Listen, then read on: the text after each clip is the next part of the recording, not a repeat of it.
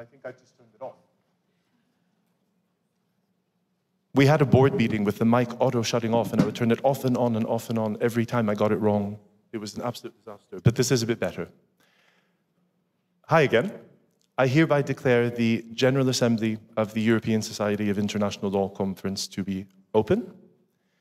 As the President, I'll be the Master of Ceremonies, but of course, the bulk of the General Assembly is dedicated to the report of the Secretary General. As you see, the agenda for the day, I can see it, but I see that it's not displayed on the board. But by way of brief welcome, I have the pleasure of simply asking for approval of the minutes of the General Assembly, which were taken in Aix-en-Provence on the 1st of September of 2023. For those of you new to the Society, it is usual to, at this point, to present amendments or remarks about the way that decisions were drafted. Normally, that goes by without controversy, but sometimes people might have suggestions or amendments or remarks. This would be the moment to make them. Now, I can barely see any of you, but I don't see any hands up. So I'm going to presume that this is assent and that the minutes are considered to be adopted, and procedurally, this is very important for us. Brilliant. We are making a small change to our agenda in that we're moving straight to point 6 and then pivoting back upwards, as this is an elections year, and as Veronika Bilkova, former Vice President, and Daniel Piet, who are the elections officers, will explain, we have implemented a new procedure. Voting is still open till 6 p.m. and you can vote for up to 7 candidates, and we encourage you to vote for as many candidates as you wish. But I'll give the floor to Veronika and Daniel. Then I'll sit down.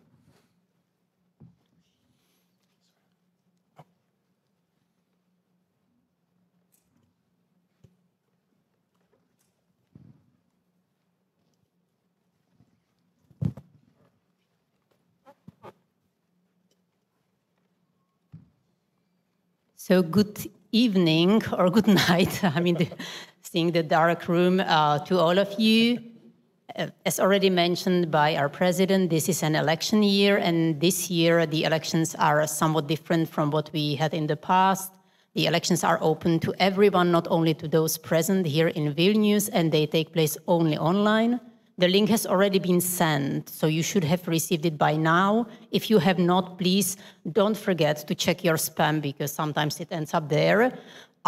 You should go through the email and find the link, take the survey, that is the link to the election page. There are 7 names. You know that this year we do not have, for the first time, oral presentations of the candidates.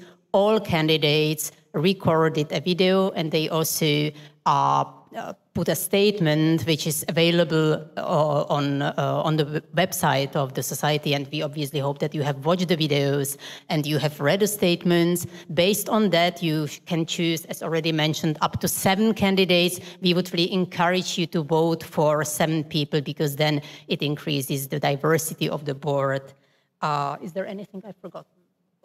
No, on the slide you have a QR code which will take you to a link with the bios and videos of the candidates, and elections voting closes at 6 o'clock today. So you've got time after the General Assembly to make your choices. I think that's it. Great, thank you. Thanks very much. Short and sweet. Adriana, dear Secretary General, the floor is yours now to present the annual report of activities of the ESIL. Thank you, President. Distinguished scholars, colleagues, friends, dear ESIL fellow members.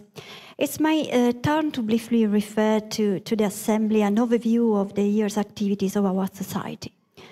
But let me first of all warmly thank once more our host, Inga Martin Kute, and the organizer here at the University of Vilnius, the alma mater Vilnensis, and also the ESIL Secretariat for the invaluable assistance to the board. So I'm delighted to report on the recent business of the Society, covering the period between September 2000 2023 to today. ESIL at 20. We have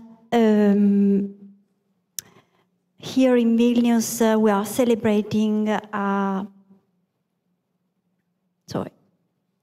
milestone here in the history of our society, inspiring memories, discussions, and new outlook for the time to come.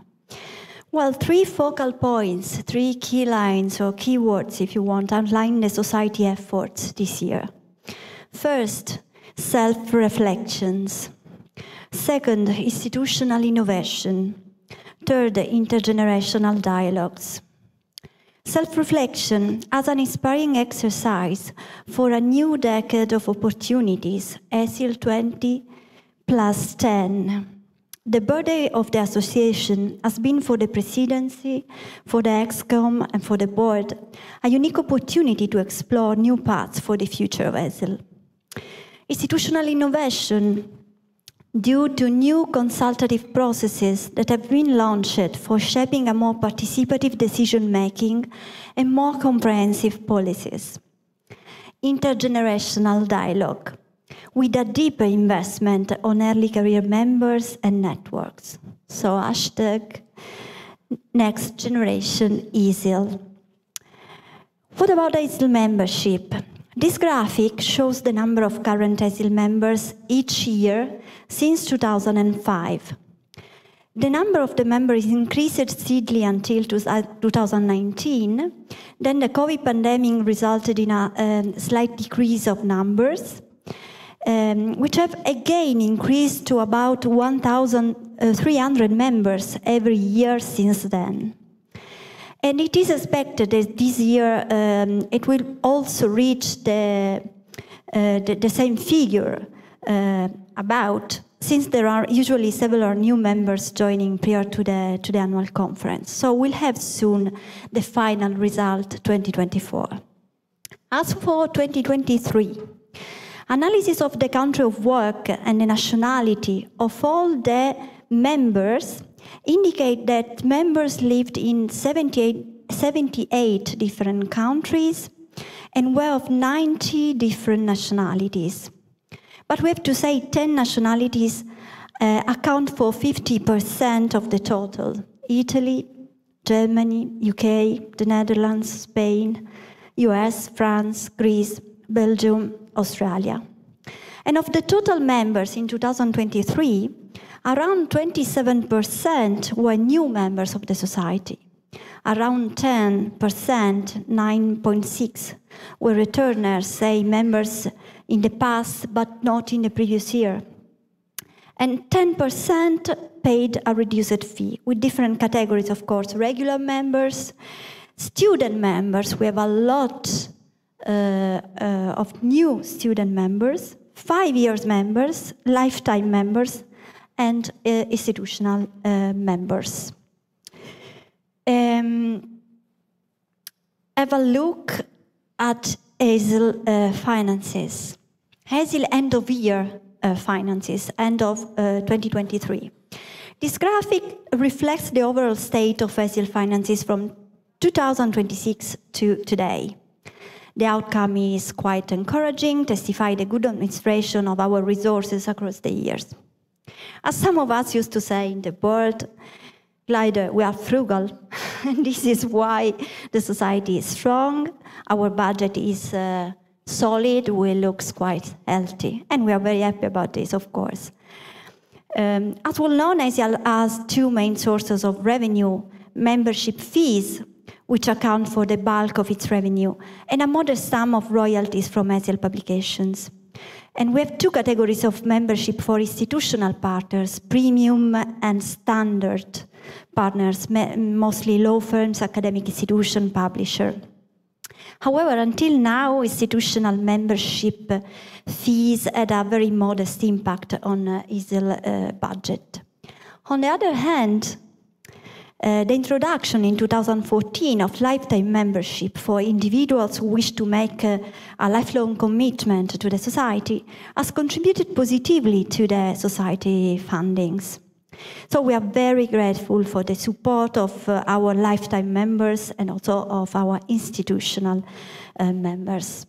And we've just recalled at the anniversary ceremony how the activities of the Society have been generously funded from the outset by the Academy of European Law at the European University Institute, where also the Secretariat is based. And this continuing support is a much appreciated contribution for the future of the society. What about ESIL interest groups? They represent the vibrant heart of the society, carrying out its mission in everyday academic life. They provide excellent networking opportunity for members, arranging events and publication. ESIL member, we have to remind, can join or leave interest groups at any time by logging into their online membership account. Now ESIL has 21 active interest groups, which has organized a range of online, hybrid, in-person events throughout the year, in addition to online events and alongside the last research forum in Cyprus, in Nicosia, 2 of them, and in addition to workshops alongside the annual conference here. Board continues to work with the IG conveners to facilitate the governance and help develop the scholarly impact of the interest group. And fruitful interaction with them are raising attention on the importance of IG's proposal, initiatives, internal discussion to be enhanced properly with resources and communication policies in the next future. Just to mention a few, and the most recent ones, here you can see international law and technologies, social sciences and international law, and energy and international law, which was set up last September. And details, of course, of all the groups and the conveners can be found in the ESIL website. What about ESIL events, major events in 2020-24? We know that here in Vilnius, the General Conference and the very well participated and successful research forum in Nicosia last April. But during the last year, ESIL has sponsored a rich agenda of initiative, hosting events in addition to the annual conference and to the research forum. Of course, there has been much more. Mostly, we have the 2 major events in 2025. We have to remember the next upcoming Catania Research Forum, March of the next year, International Law in the Age of Permacrisis, and the General Annual Conference, Reconstructing International Law in Berlin, 11-13 September 2025. But since 2019, ESIL, apart from ESIL IG events, please check the website for the long list of their initiatives. Since 2019, ESIL has hosted joint events in collaboration with ESIL members, the institution. Examples of past events include workshops organized with the European Court of Human Rights, the Court of Justice of the European Union, as well as a range of universities throughout Europe. Limited financial support is offered in the form of travel grants for some speakers, and if appropriate, the organizer can also edit a publication with or in their ESIL series. All joint events are advertised in a ESIL website and in a monthly ESIL update sent by email to all members. And here you can find some example. We have to add that, for example, there is an upcoming, since lastly approved, very focused format of early career workshop scheduled next June to be announced. But also ESIL supported events. Members can apply for ESIL support of local events focused on the study and dissemination of international law, such as conference, book discussion, lecture. To offer such support, the board considered the academic quality, of course, of the program, geographical distribution, participation from various countries, etc. At least one ESIL member should be involved in the program.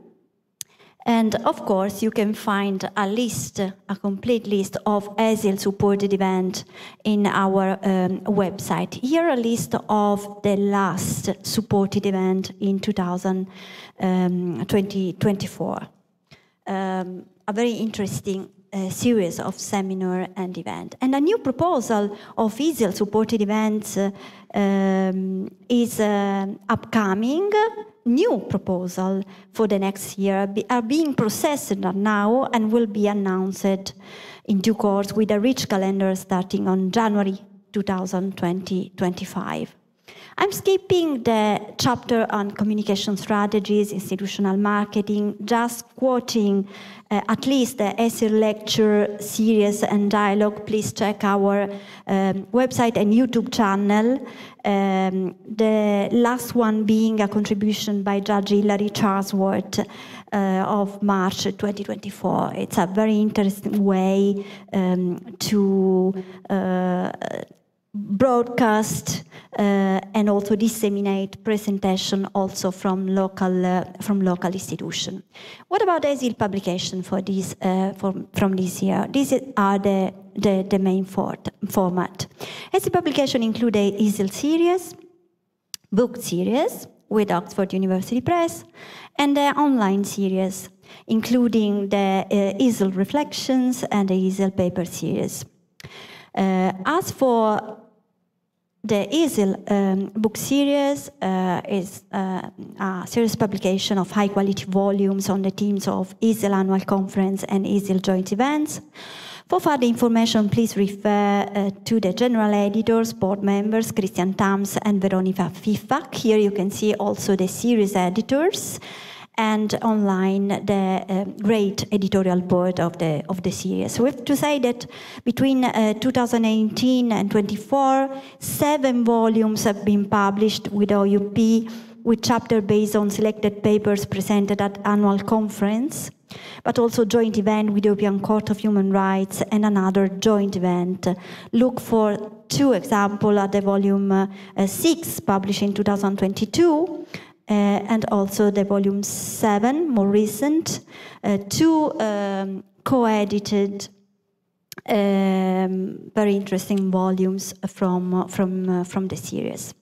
Online publication. What about ESIL reflection? I can see in the room Patricia Zebik.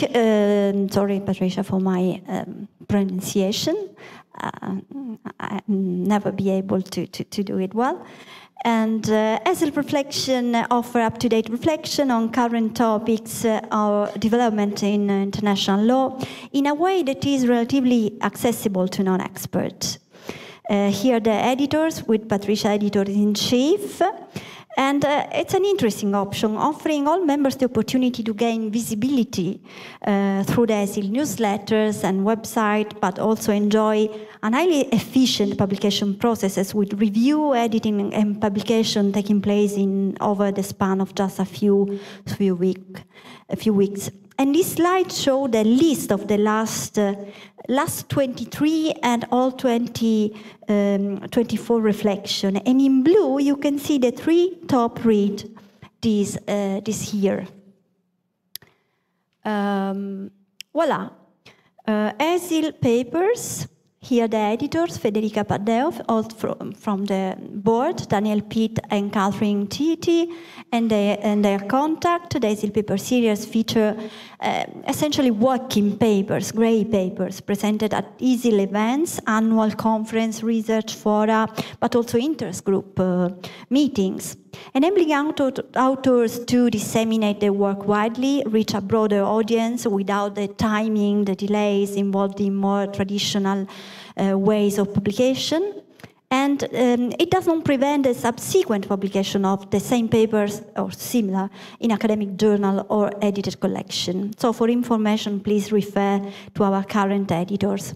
And I can say on behalf of the editors that we are currently waiting on 2 papers, and then the Nicosia papers, the last research form papers, will be ready to send to EUY for formatting and online publication. And here there is an overview of the series. The last one online is the X conference series. Annual prizes, these are very important celebrative occasion also during our general conferences, annual conference, ESIL book prizes of two parallel formats, the ESIL monograph prize and the ESIL collaborative prize. They are in line with goals of the society and are coordinated in the board, at least for 2024 prizes, by Freya Beatens and Federica Paddeo. They are not here present today, but please email them with any question. The monograph prize is annually awarded for an outstanding published work in the field of international law through the publisher. It's not a direct application. The ESIL Collaborative Book Prize is awarded for an outstanding collaborative work published in the field.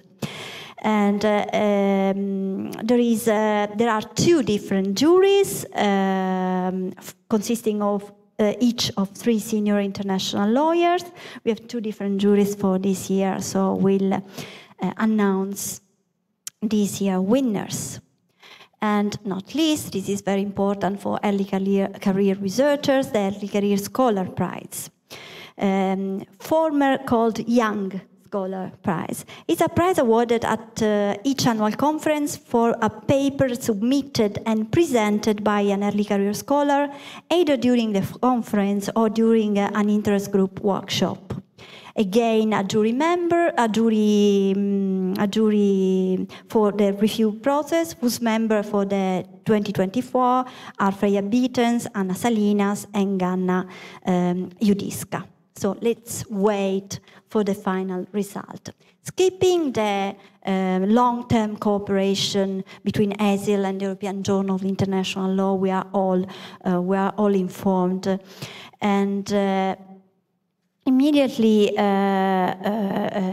leaving the floor to Daniel Pitt, because we are slowly moving towards a kind of sustainability policy, the Greening ESIL report. Please, Daniel.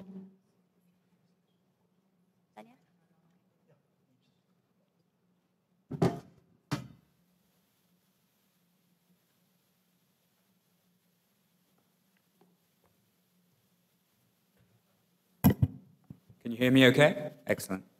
Thank you very much. First off, if I can just have a minute actually to quickly explain changes that are happening to the ESIL paper series. So this year the board has decided from now on to change the ESIL paper series to what's going to be called the ESIL conference proceedings. And the idea of this is to provide members with as complete a record as possible of the kind of things that have been discussed at the conference, the themes, the papers, including interest group events, with a view to making it more inclusive, including for those who aren't able to attend the annual conference, and to providing a more comprehensive picture of what was discussed. And so to this end, those of you that have presented at the annual conference and interest group events will receive a message from us soon, asking if you would be willing to submit a short paper. So this is maximum 3,000 words, that will be lightly edited, that reflects the marks that you've delivered at the conference. So for those of you that have presented something here, you'll hear from us soon. So going on to the report of the Greening Working Group. At the last General Assembly, the membership gave the board a mandate to continue to consider how ESIL could be a more sustainable society. And this was the case considering the board's decision to, for the moment, keep the 2 in-person events that we have, the annual conference and the research forum. So over the past year, I've worked with a group of ESIL members in a greening working group to try and think about ways in which this might be done. So this group was composed of, the names you have them on the board, Marcus Beham from the University of Passau, Maria Isabel Torres Cozola from the University of Malaga, Balin Kovacs, who's a representative of the Diversity Advisory Body, Uzge Varus from Kirklarelli University, and Gergo Balas as a representative of the Early Career Network, who was replaced later on by Emma Nyhan. Over the course of the year, we met 4 times online to discuss this.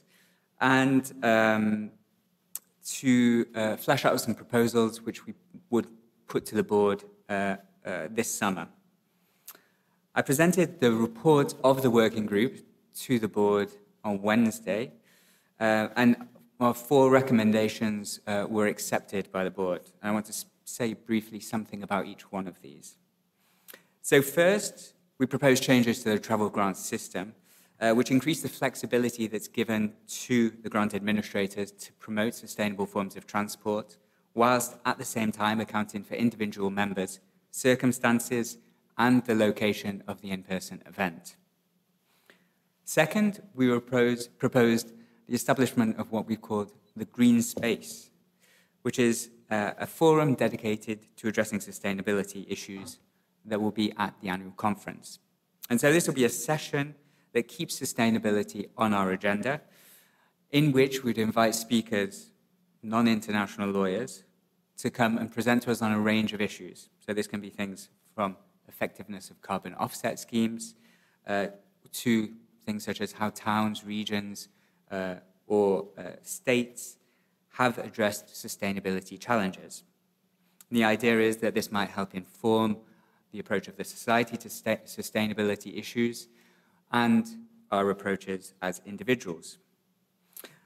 An initial version of the Green Space will be present in next year's annual conference at Berlin, with the session to be properly inaugurated at the following year's conference.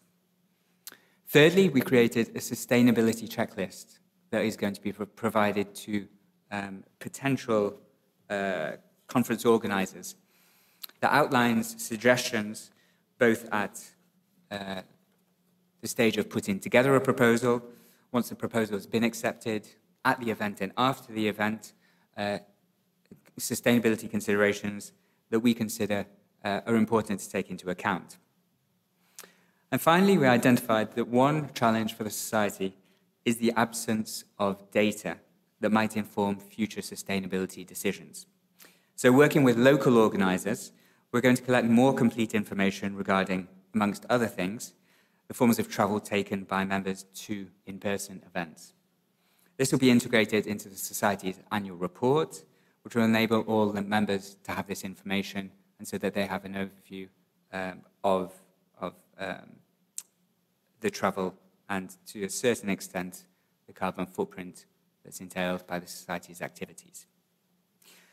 So, it just leaves me to thank the members of the Greening Working Group that have generously given up their time over the past year to help think through these issues and work with me, and to thank the rest of their board for their consideration of the report.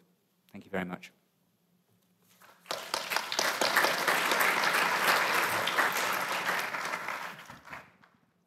Yes, many thanks again to Daniel Pitt and all the members of the Greening Working Group for their valuable contribution to the consultation process in the society. And, well, back to self-reflections and ESIL at 20. So we have now the strategic consultative panels whose final outcomes will be our starting point to fix the next agenda. And we are all very much obliged to panel members for engaging in this consultative process. We do hope to launch wider consultation within our membership in the next future. So, Glider, it's up to you for the presentation. This mic is working. I thought I turned it off and off again. I'm sorry about that. Yes, I had the honor, frankly speaking, to present this report, which is the outcome of a process that goes much further than me, obviously. As you see, we had 2 co-chairs, our vice presidents, Neha Jain and Christian Tams. And even before I became president, the board had been discussing how we find a way to harness the wisdom of our members, the collective experience of former board members, but also, and I think it was well said during one of the meetings, I believe, with the new members, about how we manage to do so with a board that is often taken up with the basic plumbing of the society. What I mean by that is the operational aspects, running the conferences, driving the interest groups, working on the publications, the website, etc.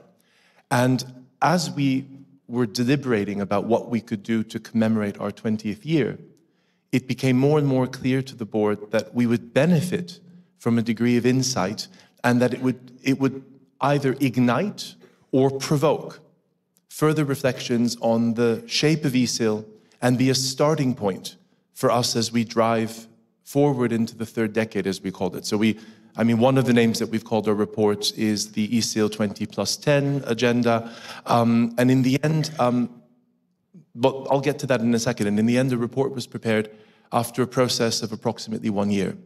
I'd like to say a little bit about the process and identify, as you see, the members of the external panel who were chosen or invited in part because of their long experience with the society or in their capacity as being able to represent a different voice. So we had Laurence Boisson-Chazourne, Jutta Brunet. I was co-opted ex officio as the president, Lori Malksu, Martina Papadaki, and Anna Peters. We were also assisted by two research assistants, as it were, Antoine de Spiegelayer and Chloe Young, who also contributed to the discussions in a very small and intimate setting. We began in the autumn with great enthusiasm, to be honest. We expected former members to have moved on and be very busy, and they enthusiastically accepted the invite. We began working online, breaking up into working groups, discussing what is good, what might be better about the society, and also taking notes from the board as to the things that we'd like this panel to begin to consider. By February, we generated a number of working papers on different ideas, very much in embryonic form, and we met in Florence at the EUI. During this discussion, we began to hone in on certain key themes, also to a degree refining the mandate of the panel, not to be thinking about which priorities to focus upon, not to be deciding the form in which an initiative or an idea might be implemented, but rather retaining an openness for the board to take this back in. The panel then met online, consulted with the board. We had interim conversations, of course, with 3 board members and the secretariat. There was a rather active channel with draft documents being presented on all sides. And the panel met once again in May, again in Florence, to wrap up its in-person work and to set up a plan to finalize a written document with a set of recommendations to be made to the board. And that document was finalized over the summer. Here, I must really thank Neha and Christian for their editorial leadership in assembling all these ideas, distilling them into a 12-page document, so something relatively succinct and yet sufficiently broad to provoke discussion. And that document was presented to the board and discussed at our board meeting on Wednesday. As the board, in a manner of speaking, dissolves itself in an election year, with new members being elected tonight to take up the mantle as of tomorrow. There was a decision taken. I want to be very transparent about this.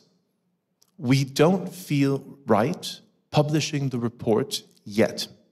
Not because we're hiding anything, but because the report is so full of excellent ideas that we will need to reflect as a board on how and which ideas to begin with, especially, I think, in the first 12 months. Everything is awesome, but we can't be everything everywhere all at once. We may need to adopt some of the ideas as immediate priorities, some of the ideas as longer-term priorities, and some yet still as work where more consultation is needed, more thinking is needed. And in the new board tomorrow, one of our agenda points will be how to start taking those first steps and what reflection should we be taking about consulting members. And it may well be that after the board publishes its roadmap or begins to initiate consultations or new initiatives, at that time it might be prudent or wise to present the report, simply to explain where we've come from in our thinking, etc. But the board felt it prudent, and I support this decision, I was part of that, we felt it prudent not yet to show, rather to start doing, if that makes sense. So in this time, as I finish the presentation, what I'd like to do is just take you through the 3 broad themes on which the recommendations were structured. and then take questions from you. It's not a confidential report, as I've said, I think, informally and in the new members meeting, maybe the interest group meetings. But it is something that I think we don't want to bind future board members, and we want to be able to iterate and innovate and consolidate. Again, the panel's mandate was to dream. It was not to come up with very clear plans, cost-benefit analysis, impact assessments, etc. That's the board's job as we bring it back in-house. I think this is a very exciting time to be part of ESIL.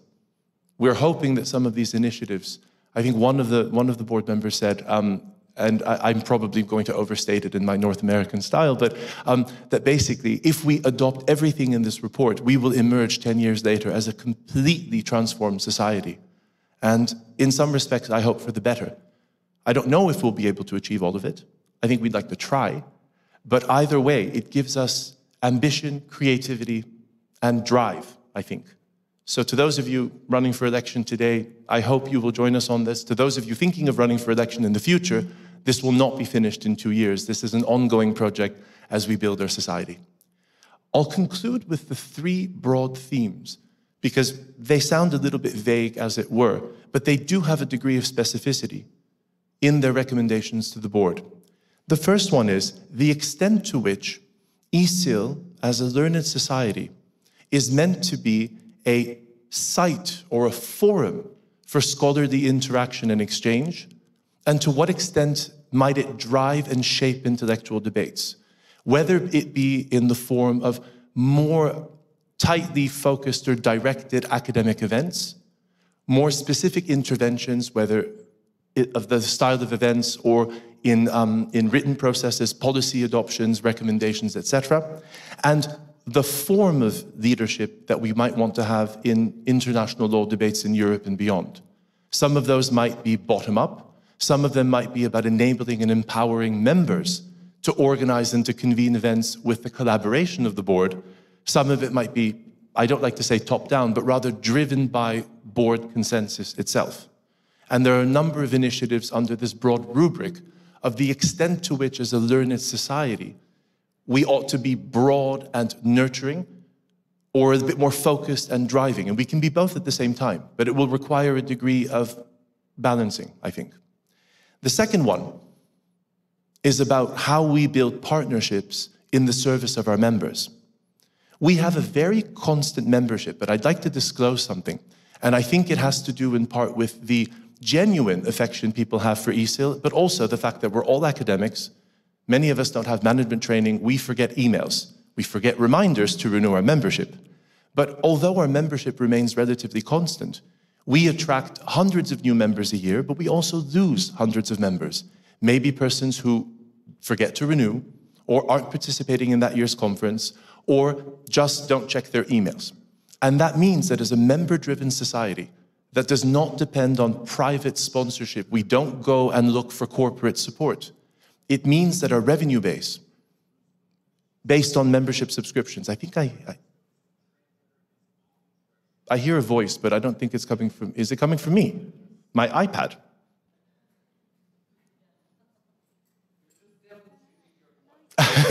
My technical inabilities, yes, I'm getting older, it's really bad. No, but I don't, maybe it was, oh, it was reading my notes out, how embarrassing. Okay, okay. But I think it's fair to say that although we have a very loyal base, and I can say from personal experience, sometimes I talk to people who have forgotten to renew, but they just forgot, they still think of themselves as an ESIL member. This has driven debates in the panel and also in the board about how we can nurture a loyalty that also means that you renew your memberships, because then that gives us the resources, for example, to fund more collaborations or to organize different types of initiatives, such as more extensive ECR support or practitioner-facing events or more local events in areas of Europe and the world where we haven't really partnered. Some of that might be in collaboration with national societies. Some of that might be led by our interest groups. Some of it might be in consultation with other regional societies, other institutions, whether they be in Europe, such as the various courts in Strasbourg, Luxembourg, or The Hague, or outside. And of course, the international legal profession, which is much broader than just academia. It includes civil society. It includes policymakers in foreign ministries and ministries of justice. It includes practitioners and law firms, international civil servants, as we know. And all of those partnerships, we believe, need to be explored and thought through if we're going to start running a more diverse range of events or intellectual activities. So in our sort of building partnerships approach, we're going to begin thinking a bit more systematically about how to invest time, resources, and manpower, hours, and to see where we can drive those initiatives further. So there's more to come in that respect. And then finally, ESIL was created 20 years ago as a charity under Dutch law, as we were telling new members. It has a structure with a board and an audit committee in the bylaws. And that relatively small, slim structure with 2 members of staff in the secretariat is what has carried us through into being a society with 1,300 members, and I like to think one with a considerable footprint in Europe and the world. And that's a broad footprint, but at the same time, we can continue to innovate. But that might mean strengthening what we do. It might mean strengthening the members of staff that we have at our disposal, possibly offering the possibility for early career scholars to work for the society and helping us with social media campaigns or membership drives or new activities as we reach out. It might also be the creation of new advisory organs. In the last few years, we've created an early career network, which is broadly self-governing, and those of you that went to the ECR event last night see vibrant, and we see something taking off there that is fantastic. There is also a diversity, equality, and inclusion advisory body, which has been holding the board to task about where we can do better to be more inclusive in what we do as a society. There could be more. And so as a part of this discussion, the Strategic Consultative Panel has recommended that the board also look at the plumbing, at the architecture of the society. And that might lead to, I don't want to say the creation of more bureaucratic bodies, but it might lead to more opportunities for members to get involved beyond the board or alongside the board, working groups on thematic projects, or special councils in respect of initiatives or other policy-facing or academic-facing projects. So there's a lot to digest in the report. If you're interested in it, and here I'm going to take the opportunity, it is dark, but I will ask that board members maybe stand up. Sorry. But just so that you can be identified, because people might want to chat with you over dinner or at the closing receptions about the content of this report. And we are free to talk to you about it, to engage with you, to go into a few more specifics, but I think it's best done in that informal way. And if you have questions or if you have proposals, don't hesitate to email me.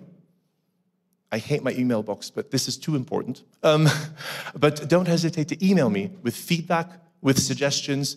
We are on the ground floor, and we want to continue consulting with members. And so to start a bit of that consultation, although I know you haven't had time to read the report, obviously you're an opportunity, but the floor is open now. And I'm very happy to take questions or to hand off to Neha and Christian if they fancy taking the questions. Please don't hesitate to raise your hand or come see me afterwards if you prefer not to do it in the assembly where it's dark and, a bit formal. Yes, Yuval.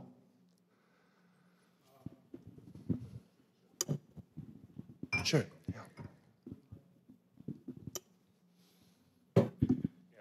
Thanks. I first want to congratulate all of you for the service you are providing for the society, and also congratulate you and all the organizers for a very well-run conference. Well done.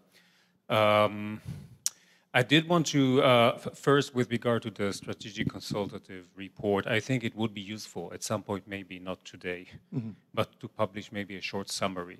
So that those who are interested in immersing themselves, and if the board is contemplating to prioritize certain action items, it might be useful to allow members to, in a more orderly fashion, to express, to reach out to board members. And so to the extent that this is not confidential, it would simply facilitate this sort of engagement. And I think it will expand the scope of involvement, of interest. So that would be first recommendation. Yeah. The second, I think the membership issue is something that we need as a society to be concerned about. Because the graphs that we are shown show that in the last decade there hasn't been a rise in the membership. So this is not really on this board. This has been, you could say, a structural limit that we have been facing for now a whole decade. So and we are a 20-year-old society. So we had the first decade of growth, but then it ended. And this doesn't seem to be a good outcome for us as a society. And maybe since we are in the business of doing research, and some of us also do qualitative research, maybe it would be good if we could reach out to members who have not renewed, either through a survey or through a focus group, and try to get in a more systemic way some explanations. Because I think this is the key. I mean, we are getting new members, but like you said, we are losing a lot of old members, existing members. And I think we should get to the bottom of it in a little bit more.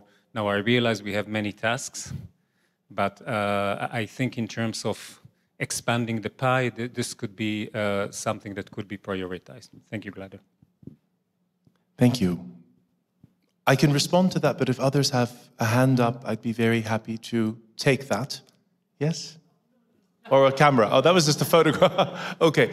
Maybe I can take Yuval's points in turn, as others, maybe as members of the society want to take a second to think. But on the question of data collection, there's a long-standing debate about how much data we should collect and ought to collect on this. And the Secretariat does membership surveys, usually after the conference. We have considerable amounts of, let's say, non-scientific data, qualitative data about this. Informally, a lot of the reasons that people don't renew is they forgot. We also know that of the members that join and then that leave, very often they come back, but they come back maybe every 2 or 3 years when they are appearing at conferences, and they're wondering about the value added of the society if they're not speaking or participating. So we see certain things like this. Going back, and this is where the value of the SCP process was, past presidents and board members were able to tell us that the move from a biennial format to an annual format was precisely done because they saw that membership figures would plunge in the year where there was no annual conference, you see. So we have some information. But like with the gathering of information about your travel for greening purposes, or certain challenges with gathering information about protected characteristics for equality, diversity, and inclusion, we have to be a bit careful and polite about how we do that. And often the other feedback that you get, why did you leave the society, is silence. Those are the people that forget to renew or move on, and they don't renew. So we agree with you, and I think it's just something that we need to keep thinking about. And actually, I like your suggestion that maybe we put somebody with some qualitative training who might be able to develop more granular methodology. God knows I'm terrible at it. So that won't be me. On your other point, though, I completely agree with you, and please don't take our caution now as suggesting that we won't. I think it's for the new board to take decisions on, for example, do we create working groups for 7 of the 10, 12 initiatives, and then each working group publishes a short summary to the society about what their mandate is and calls for consultation. That could be one way of doing it. Another way of doing it could be for the board to agree for a roadmap for the next year, 2 years, 5 years, 10 years, and then publish that on the basis that it's agreed by the board. And here I think I want to mention something about the fact that we believed, and the Strategic Consultative Panel also supported this very strongly, that although they were recommending and they were being creative, I say they, but it also includes me, ultimately it has to be the elected board that is sovereign, as it were, that takes it on itself, that takes responsibility for it. So the reason that we wanted to announce this is for transparency, because we're talking about it, it's exciting, it drives, we're here in person, we need to take advantage of that.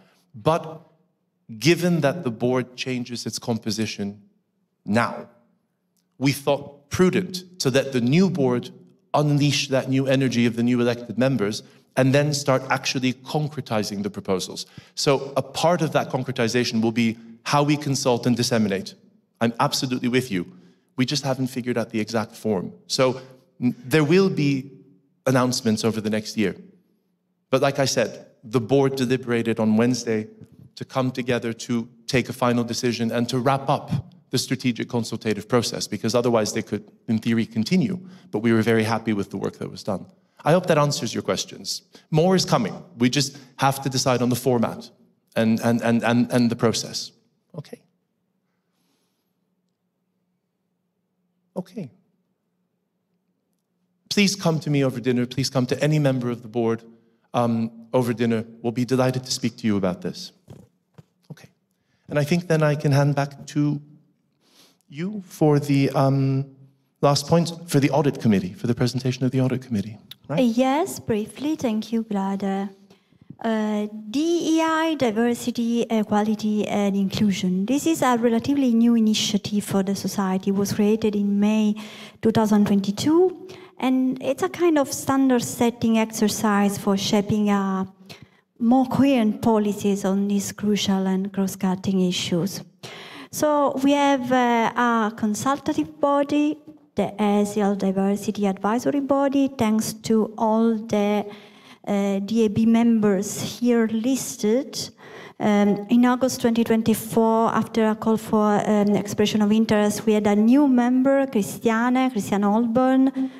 She wasn't able to be here at the conference. She was appointed to work alongside other members, so would work to the new team. And the point is advising on ways to facilitate the ESIL commitment on diversity, equality, and inclusion.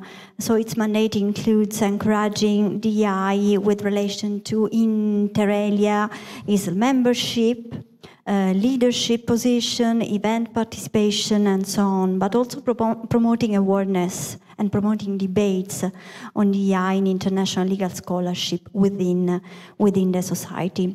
So the DAB is currently drafting, in coordination with the board, an ESIL code of conduct.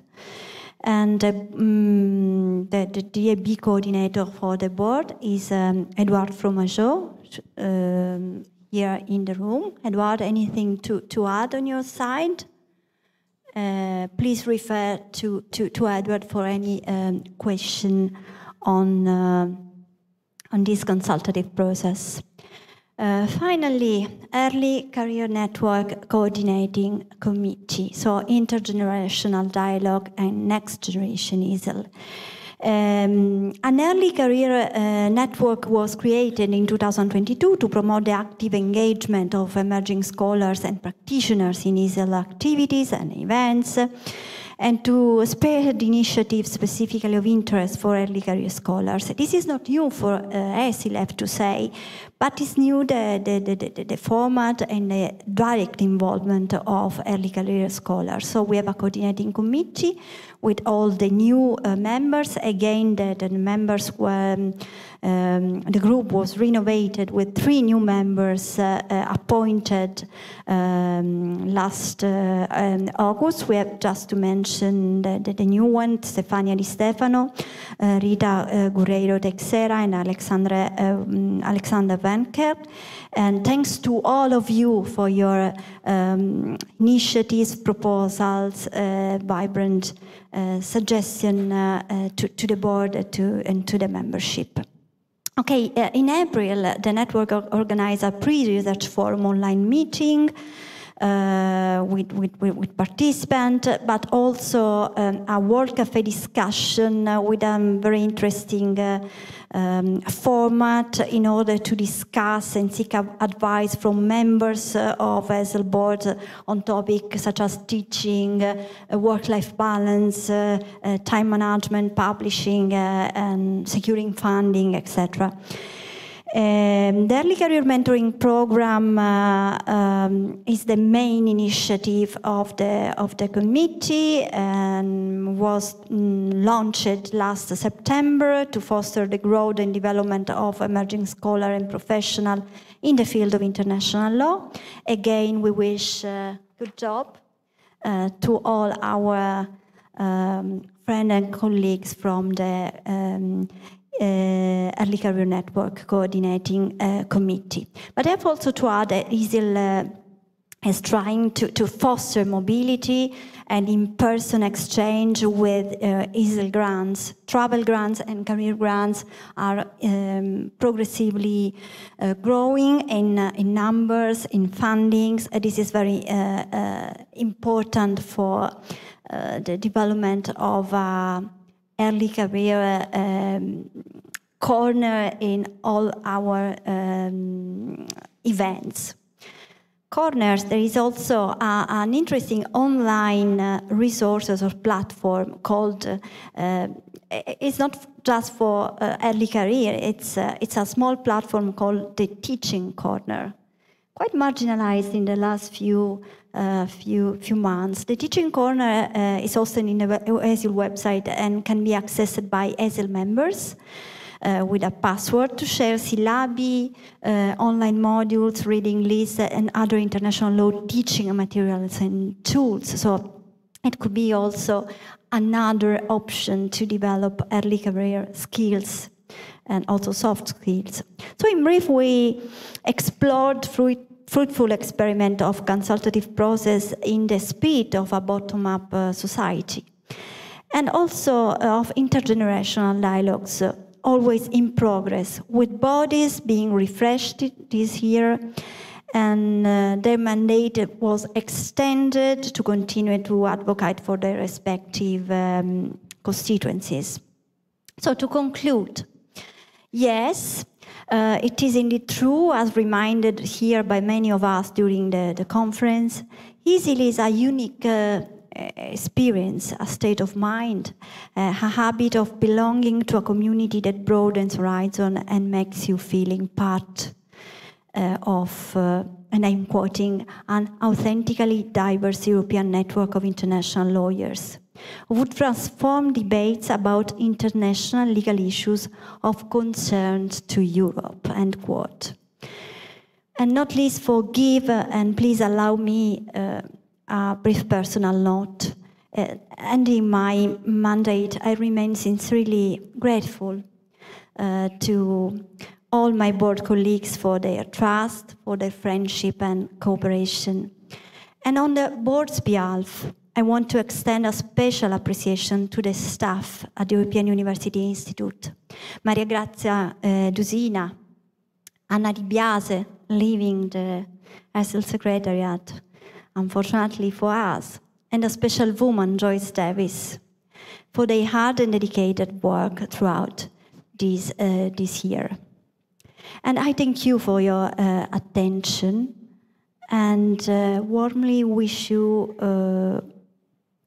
to be again together next year in Berlin. Arrivederci a Berlino, a Catania e a Berlino, and wishing to the upcoming new board really a fresh start and a good work.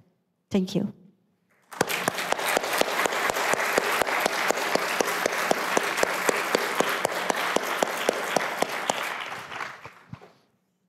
On the I was just going to say on a personal note, I will miss you, and I know that all of us will miss you. Thank you so very much. Anyway, over to you, just to... And it's time to leave the floor to our audit committee for the presentation of the audit report. So we have Lucas with us, please. Thank you.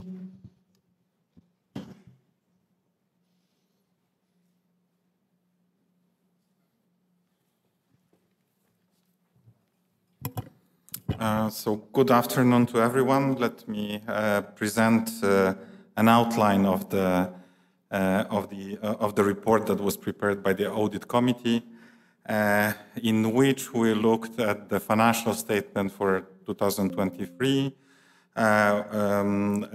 financial report, we also look at the ESIL membership, and we also look at the data relating to the lifetime membership. The report was prepared by two of us, so by me and by Danae Azaria, who was not able to come today, but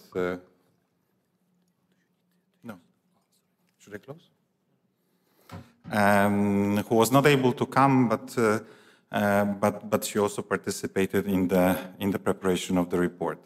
So let me start with the membership. We saw, as it was already mentioned, an increase after the, I wouldn't call it collapse, but we have less members due to COVID-19. We rebuilt, and we see, at least for 2023, and I suppose this would be also a case for 2024, some kind of stabilization. We have more than 1,300 members, which is more than 100 if you compare with 2021. The membership fees that were collected during 2023 were 50,000 euros, and this is slightly more from what we collected in 2022. But it looks stable. There is an increase in the numbers. So from this point of view, it looks fine. When it comes to lifetime memberships and the fees that were paid, we see some decrease. So the payments were not as huge as in the previous year, but we didn't think that this is something that should worry us. There is a fluctuation.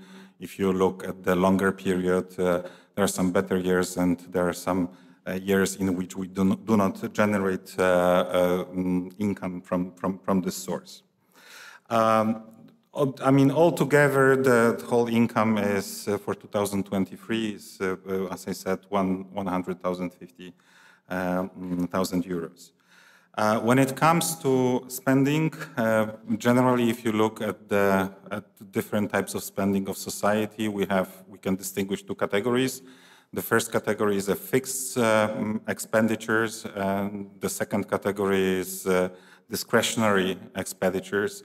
The first category basically covers the costs of being at the UI, so the salaries of the people who help society and who work from the European University Institute, and they also cover the fees that are overhead fees that are paid to UI for use of their facilities.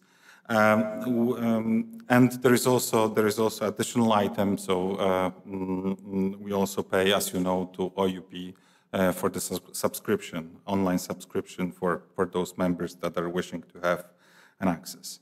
Of course, there is a second category, as I mentioned, discretionary, and this money normally goes to the support of organization of different events, and of course, number one is annual conference, and number two is a research forum. And if you look at 2023, you can see that this was also a case for the last year. So altogether, if you add both types of expenditures, we spent 100,000, 12,000 euros in 2023, and this is slightly less than in 2022. And the main reason, as we inquired why there was a difference of 12,000 euros is that finally in 2023 it was possible to terminate the agreement of the person working up for the society at the UI who was on the leave, and to recruit a new person for this place. When it comes to lifetime memberships, the size of the fund is right now 164,000 euros, and this is as of end of December 2023. And the income that we received to this fund in 2023 was around 8,000 euros. And just to give you a number for comparing, 2022 we received 25,000. But as I said, fluctuation when it comes to income to the lifetime membership fund is something normal. Altogether, we spent about 20,000 euros from this fund, and most of the money that was spent went to travel grants and for carers grant to support the members of the society to come for Aix-en-Provence conference and also the research forum in Tartu and the conference that was organized by ESIL in Las Palmas, the Gran Canaria. So in conclusion, we think that on the basis of the documents that we review, the financial side of the society or finances of the society are in good health, and we recommend the General Assembly to approve the financial report for 2023. Thank you very much.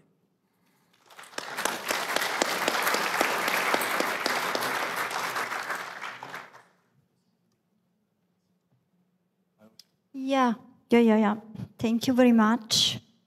And now it's time for us as a General Assembly to decide for the renewal of the appointment of the Audit Committee members for the next year. So just keeping for approval. Thank you.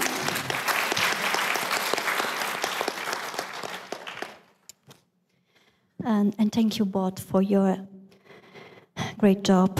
Voila, so 10 minutes more still voting. So please vote and vote well. And we'll see. 1 hour and 10 minutes. No, we're still on Central European time. Sorry, 1 hour and 10. So it's my... Yes. Please vote. Please vote. Keep calm. Okay, and any other business? I don't think so. Leider? Not from the board? Not from the board. But this is, anything from the room? Okay. Thank you. We end early. This is magnificent. Thank you, Adriana, for your able chairing. Thank you all. And question time open. Yes, no, I think we are done and we can move straight into... Okay, we can move. We can move a bit early because we've got a dinner tonight. Okay. So we will maybe have a few minutes of air and then start with the final closing remarks. Okay, so thank you all. Thank you all. have a few minutes.